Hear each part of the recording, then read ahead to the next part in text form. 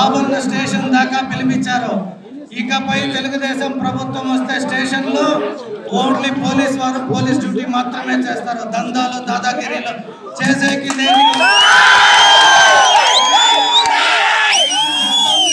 అలాగే ఒక ముఖ్యమైన గమనిక ఇప్పుడే అన్నగారు చెప్పారు.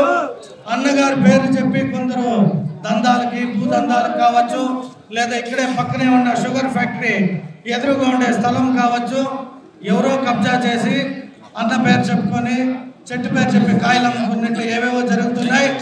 నన్ను చిత్తూరు ఎమ్మెల్యేగా గెలిపించిన మొట్టమొదటి రోజే ఆ స్థలాన్ని మీ అందరికి అన్న సమక్షంలో అన్నగారు ఏం చెప్తే దాన్ని చేయడానికి ముందు వచ్చి ఫస్ట్ గా పని చేస్తామని మీ అందరి సమక్షంలో తెలియజేసుకుంటున్నా. భయపడాల్సిన అవసరం లేదు. రానున్న ప్రభుత్వం తెలుగుదేశం ప్రభుత్వం. బెంగళూరులో వ్యాపార పరంగా పోయి ఉంటే కూడా చిత్తూరులో ఒక టైగర్ ఉంది కదా, ఏమైంది అంటే వ్యక్తి కంటే చిత్తూరు కంటే కూడా చిత్తూరుకి ఒక వ్యక్తి వల్ల కూడా ఆ పేరు రావడం ఎంతో సంతోషకరం. అలాగే మీరు ఎవ్వరూ భయపడాల్సిన అవసరం లే. 15 రోజుల్లో నోటిఫికేషన్ వస్తుంది. వాళ్ళు ఏమి చేసినా ఈ 10-15 రోజులు ఎవరు ఏం భయపడాల్సిన అవసరం లేదు. అన్ని వేళలా బాబన్న నిన్న ఎలాగైతే తెలిసిన తక్షణం స్టేషన్ కాడికి వచ్చారో అలాగే ఇంకా ఏ ఒక్క చిన్న కార్యకర్తకి ఏది జరిగినా మేమిద్దరం కలిసి వచ్చి కార్యకర్తల్ని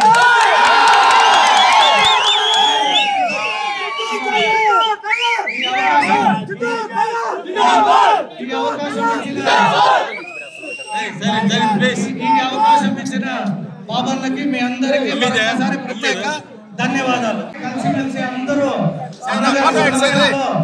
ఎక్కడ ఏవేవి లోపాలు ఉన్నా కూడా అన్నింటినీ సర్దిద్దుకొని కలిసిమెలిసి పనిచేద్దాం. అన్నగారు ఇంకా మీకు ఒక 10-15 నిమిషాలు కొన్ని సలహాలు సూచనలు ఇస్తారు. నేను ఇంకొక చిన్న కార్యక్రమం కాబట్టి క్షమించాలి. నేను మీ అందరి దగ్గర సలహా తీసుకుంటున్నా.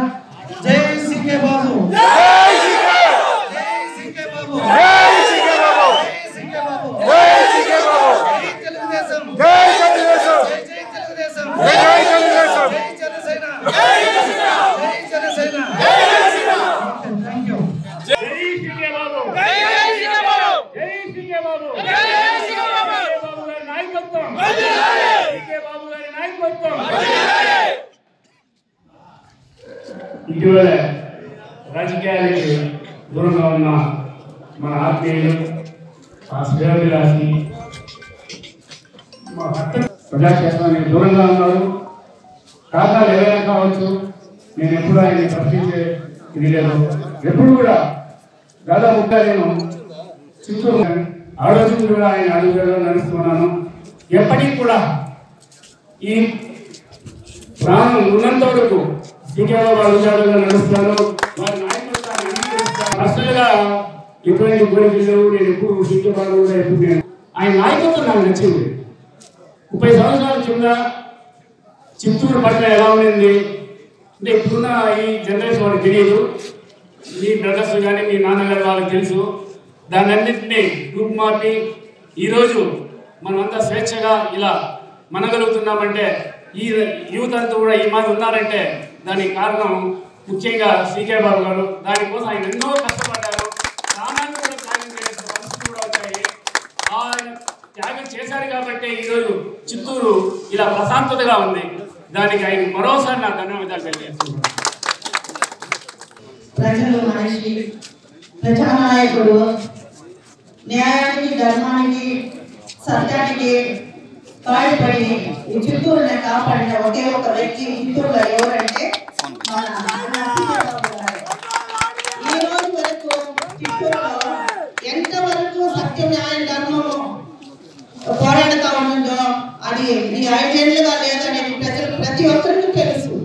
ఈ రోజు అన్నగారు మన మధ్యలో లేదు కాబట్టి చిత్తూరులో లీడర్షిప్ ని ఆయన రెస్క్యూగా ఉన్నారు కాబట్టి కొన్ని ప్రాబ్లం వల్ల ఆయన ఎట్లా ఉన్నారు అనేది ప్రతి ఒక్క వ్యక్తికి తెలుసు. ఎందువల్ల అనేది అందరికీ కూడా తెలుసు కాబట్టి చెప్తారు.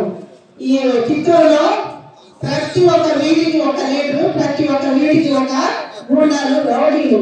ఈ 5 ఏళ్ల కాలంలో చిత్తూరు అనుభవించినది 1-2 కాదు, ఎంతవరకు అనుభవించినారో అని ప్రతి ఒక్కరికి తెలుసు. మనమంతా అదే మనం చేసిన పొరపాటు.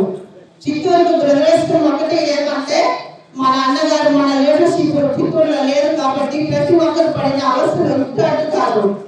సాక్షాత్తుగా నేను ఒకటే చెప్పుకుంటా, తెలుసు ఈరోజు ఈ ఆంధ్ర స్టేట్ ప్రతి ఒక్క మా డిస్ట్రిక్ట్ లో అన్న పేరు వినిపిస్తా ఉంటాను. నేను ఎందుకంటే ఈ మాట ఎందుకు చెప్తానంటే నేను విజయవాడకు ప్రతి ఒక్క నెలలో రోజుకి 2 సార్లు పోతా ఉన్నాను. హైకోర్టులో ఉంటే నెల్లూరులో నుంచి ఒక వ్యక్తి వచ్చినాడు. ఆ పిల్లలు చెప్తాడంటే అయ్యో అన్ననా అంటారు. ఎక్కడ నెల్లూరు డిస్ట్రిక్ట్ అంట. విజయవాడలో ఒక పెద్ద వ్యక్తి హైకోర్టు లాయర్, అతను సమతా సైనిక్ దళ్ ప్రెసిడెంట్ సెక్రటరీ అందరూ ఒక 10 మంది కూర్చొని మేము మాట్లాడుతూ ఉంటే ఆయన ఒకే మాట అన్నారు, ఏమమ్మా ఇంతమంది తీసుకొస్తారు చిత్తూరు నుంచి అన్నారు. లేదు సార్ మా ఇంట్లో వచ్చేసి కొంచెం భయపడతారు నేను బయట వచ్చేదానికంటే ఆయన ఒకటే చెప్పారు, అమ్మా చిత్తూరు నువ్వు ఇక్కడ విజయవాడకు వచ్చేదానికి ఎలాంటి భయం నీకు వద్దు. ఒక మాట చెప్తాను ఏమనుకోవద్దని, పెద్దరెడ్డి కాదు వాళ్ళ అప్ప మొగుడు కాదు,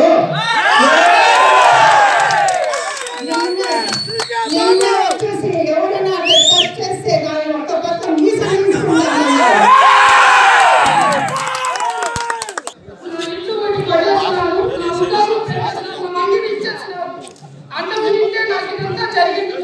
తప్పుడు లెక్క చూపించి వ్యాపారం చేసినాను.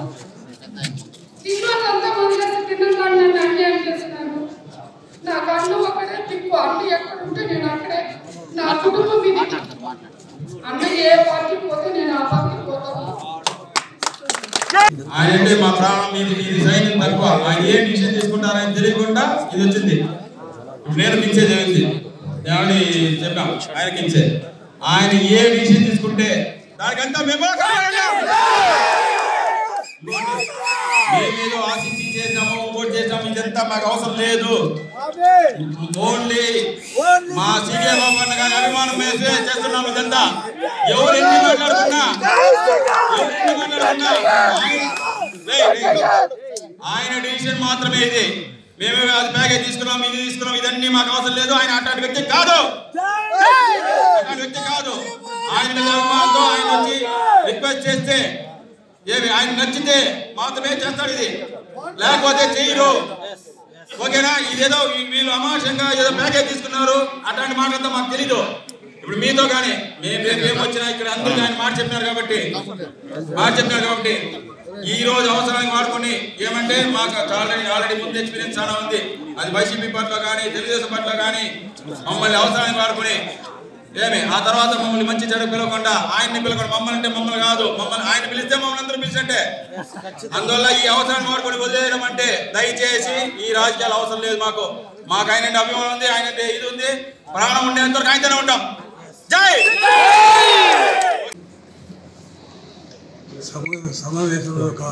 సమావేశానికి కారణం రాబోయే ఎలక్షన్లో మనం ఎవరికి చేయాలని ఆలోచించుకొని నాకు ముఖ్యులైన అందరినీ కూడా రమ్మని చెప్పేసి వాళ్ళ సజెషన్స్ కూడా తీసుకొని వాళ్ళ ఏ విధంగా వాళ్ళ అభిప్రాయం కూడా తీసుకొని ఈరోజు అందరూ కూడా అనుకోకుండా క్యాండిడేట్ కూడా రావడం జరిగింది ఇక్కడికి.